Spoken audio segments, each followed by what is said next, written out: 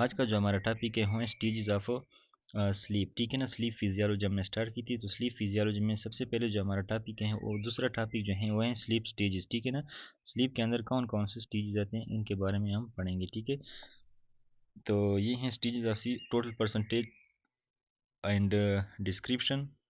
Then we have to discuss wave, यानी किस stage में कौन कौन सा वेव जो है हम देखते हैं। ठीक है, तो लेट्स फॉर एग्जांपल अगर पर्सन जो है वेक है, ठीक है, पेशेंट इज है वेक।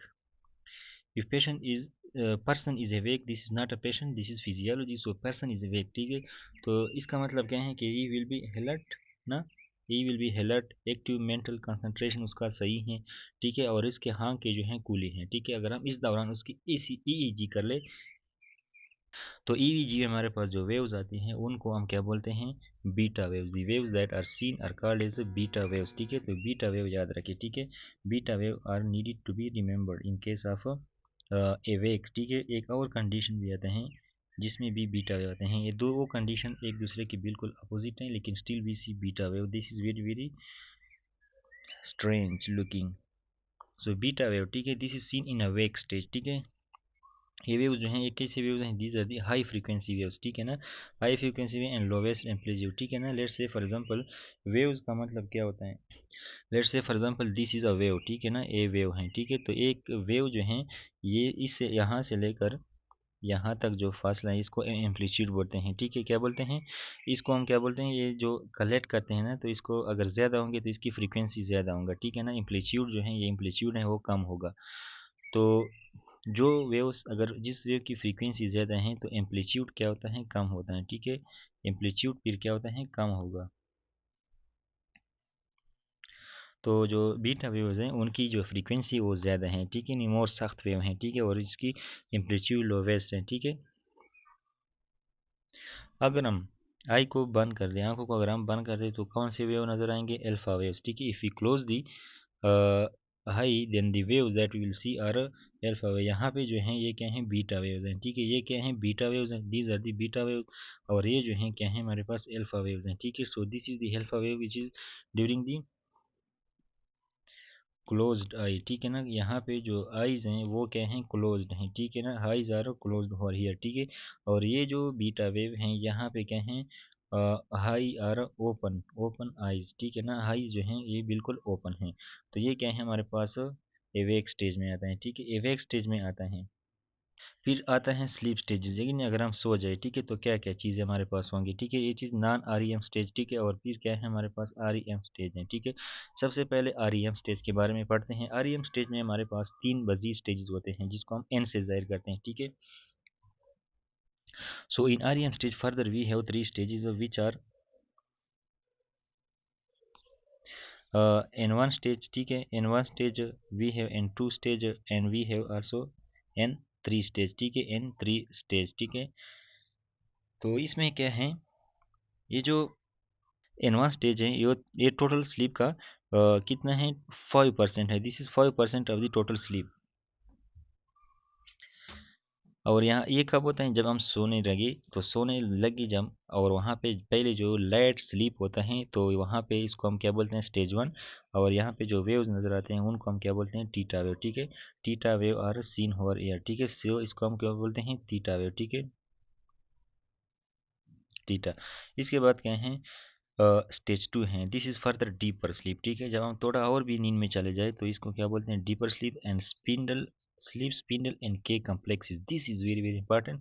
अक्सर इस टॉपिक में से जो एमसीक्यूज आते हैं वो यहाँ से अक्सर आते हैं। ठीक है, कि स्लीप साइकिल के कौन से स्टेज में हमें स्लीप स्पिंडल और के कम्प्लेक्सिस जो हैं ये मिलते हैं। ठीक है, तो ये होगी हमारे पास स्लीप स्पिंडल और के कम्प्लेक्सिस। तो ये हम कहेंगे कि ये N two of N R E M stage में हमारे पास आते हैं। ठीक है, N two stage of R E M, N R E M. ठीक है, और एन टू स्टेज जो हैं, एन टू स्टेज जो हैं ये क्या हैं, यहाँ पे हमारे पास और भी एक चीज़ आते हैं जिसको हम क्या बोलते हैं, ब्रोक्सिज्म। ठीक है, ब्रोक्सिज्म का मतलब क्या है, टूथ ग्रिंडिंग। ठीक है ना, टूथ ग्रिंडिंग।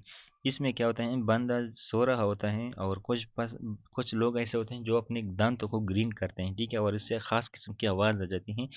तो ये स्टेज टू में आता है। ठीक है, एन टू यानी एन आर ई एम का स्टेज टू जो है उसमें ये आता है। ठीक है, इसके अलावा यहाँ पे उन्होंने नहीं लिखा है, ठीक है, लेकिन ये जो N2 है, दिस इज़ व्हाट, यहाँ पे लिखने की ज़रूरत भी नहीं, क्योंकि यहाँ पर हमें पता चलता है कि जो N1 है ये 5% है, N2 जो है, सॉरी पहले N3 जो है 25% है, और जो N2 है ये 45% है। तो इससे हम कह सकते हैं कि which stage in NREM is the longest. तो हम कहेंगे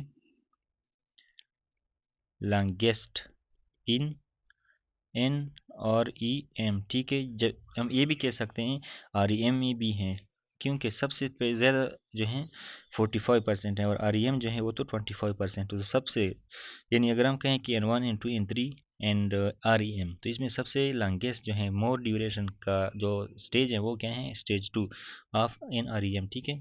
और इसमें ब्रोक्सिज्म जो है, स्लीप स्पिंडल और के कम्प्लेक्स जो हैं ये नज़र आते हैं, ठीक है। And this is the wave of sleep spindle. ये क्या है, स्लीप स्पिंडल का वेव इस तरह होता है, ठीक है ना। ये क्या है, स्लीप स्पिंडल का वेव है, और के कम्प्लेक्स जो है ये इसका वेव जो है ये थोड़ा बड़ा होता है, ठीक है, इस तरह देखते हैं। एक इलेक्ट्रोइंसेफेलोग्राम में ये इसकी वेव है, ठीक है। के कम्प्लेक्स का वेव जो है वो थोड़ा बड़ा होगा, याद रखिए, ठीक है, और स्लीप स्पिंडल का वेव जो है ये छोटा होगा, ठीक है। ये जो है यहाँ पे क्या है, टीटा वेव है विच इज सीन स्टेज 1, ठीक है। टीटा वेव जो है स्टेज 1 ऑफ NREM में सीन होता है, ठीक है। इसके बाद जो है स्टेज 2 में जो है हमारे पास क्या है, स्लीप स्पिंडल और के कम्प्लेक्सेस। जब हम इससे ज़्यादा स्लीप में जाए, डीप स्लीप में, तो उसको हम क्या बोलते हैं, N3 stage of NREM। So it is this deepest NREM sleep, this slowest wave, ठीक है। एंड डेल्टा, डी का मतलब डीप, डी का मतलब डीप। तो इसमें जो डेल्टा वेव हम सुनते हैं, हम देखते हैं इलेक्ट्रोएन्सेफेलोग्राम में, वो जो है क्या है, डीप, डी मीन डेप, ठीक है, डेल्टा मीन डीप स्लीप, ठीक है ना। तो डेल्टा का मतलब डीप स्लीप होता है, इसका फ्रीक्वेंसी लोवेस्ट होता है, और इसका एम्पलीट्यूड ज़्यादा होता है। जिस वेव का फ्रीक्वेंसी लो होगा तो इसका एम्पलीट्यूड जो है वो ज़्यादा होगा।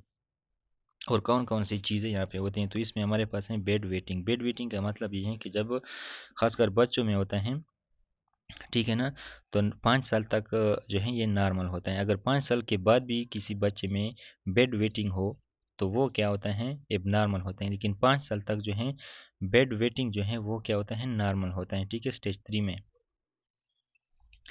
और इसमें क्या होता है कि बंदा जो है पेशाब करता है रात को, बच्चा, ठीक है। Sleep walking also occur in the stage 3। Sleep walking में बंदा जो है, यानी बच्चा जो है, वो उड़ जाता है रात को और वो चलता है, ठीक है, वो चलता है इधर उधर। नाइट टेरर्स की बात मैंने की, occurs also in the N3 stage of NREM।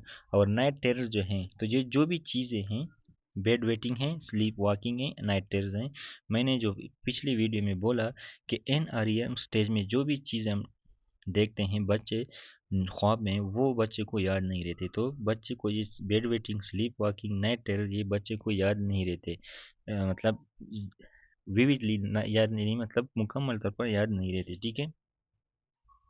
और ये जो है चूँकि डेल्टा वेव जो स्लो है, तो इसका जो एम्पलीट्यूड है वो क्या है, ज़्यादा है, ठीक है। एम्पलीट्यूड जो है इसका ज़्यादा है, और फ्रीक्वेंसी जो है इसकी कम होगी, ठीक है। सबसे कम फ्रीक्वेंसी इसकी है डीप स्लीप, डेल्टा वेव सबसे कम फ्रीक्वेंसी, सबसे हाईएस्ट एम्पलीट्यूड।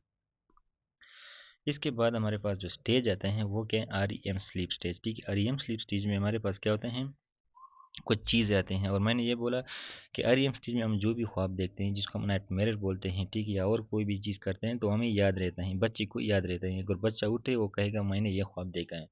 तो हम जो भी ख्वाब देखते हैं, जो हमें सुबह को याद आता है, वो REM स्टेज में होता है, ठीक है। इसके अलावा REM स्टेज में कुछ चेंजेस आते हैं, ठीक है, जैसे कि loss of muscle motor tone, ठीक है ना। मोटर टोन जो होता है वो, मसल का जो टोन है वो जो है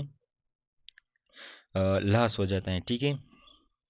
ब्रेन के अंदर मेटाबॉलिज्म जो है इंक्रीज़ हो जाएगी, ठीक है। हार्ट रेट जो है, ब्लड प्रेशर जो है, रिस्पायरेटरी रेट जो है, ये क्या होगा, इंक्रीज़ हो जाती है, ठीक है। इसमें पिनाइल इरेक्शन हो जाती है, ठीक है, खुद ब खुद। रात को हम अक्सर किसी ने देखो हॉस्टल वगैरह में, तो पिनाइल इरेक्शन जो है वो REM स्टेज में होता है, ठीक है। और ऐसे ख्वाब हम देखते हैं जिसको हम देख, सुबह को उठ के क्या कर सकते हैं, हमें पता चलता है कि ये मुझे ये ख्वाब आया था और मुझे याद है, ठीक है। और इसके अलावा जो है और भी चीज़ें जो हैं यहाँ पे डिक्लेयर करेंगे, ठीक है। तो लाज हमारा increase brain oxygen use, oxygen metabolism ज़्यादा हो जाती है, ठीक है। तो ऑक्सीजन जो है दिमाग ज़्यादा यूज़ करते हैं। वेरिएबल पल्स ब्लड प्रेशर यानी इंक्रीज हो जाता है, ठीक है। एक्स्ट्रा आकुलर मूवमेंट जो है due to in activity of PRF in this is paramedian pontine reticular formation, ठीक है, एंड कंजुगेट गेज सेंटर, ठीक है। इसकी वजह से क्या होता है, एक्स्ट्रा आकुलर मूवमेंट हो जाते हैं, ठीक है। यानी इधर उधर जो मसल जो होते हैं आई के, इधर उधर जो उसको मोशन में लाते हैं आई को, ठीक है। मैं सर मेमोरी प्रोसेसिंग फंक्शन, इसमें मैंने जो पहले वीडियो में बोला कि जो मेमोरी प्रोसेसिंग होती हैं वो REM स्टेज में होते हैं। और वो मैंने जो ख्वाब में की बात की, वो मैंने जो बोला कि रात को ज़्यादा सोना है नॉर्मली, ठीक है, व्हेन ड्रीमिंग, ठीक है ना, व्हेन ड्रीमिंग नाइटमेयर्स जो हैं and penile clitoris tumescence in erection occur remember dreams in REM, ठीक है ना।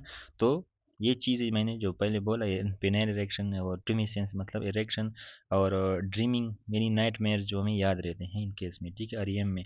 और REM में भी हमारे पास क्या होता है, बीटा वेव्स इज सीन, ठीक है, this is the beta wave seen in the REM sleep. तो मैंने पहले पहले जब ये वीडियो स्टार्ट की यहाँ पे, तो एवेक केस में मैंने बोला कि we see a beta wave, और फिर मैंने ये भी बोला कि एक और कंडीशन है जो एवेक के बिल्कुल अपोजिट है, लेकिन वहाँ पे हमें बीटा वेव नज़र आते हैं। तो ये याद रखिए कि एवेक और REM बिल्कुल अपोजिट हैं।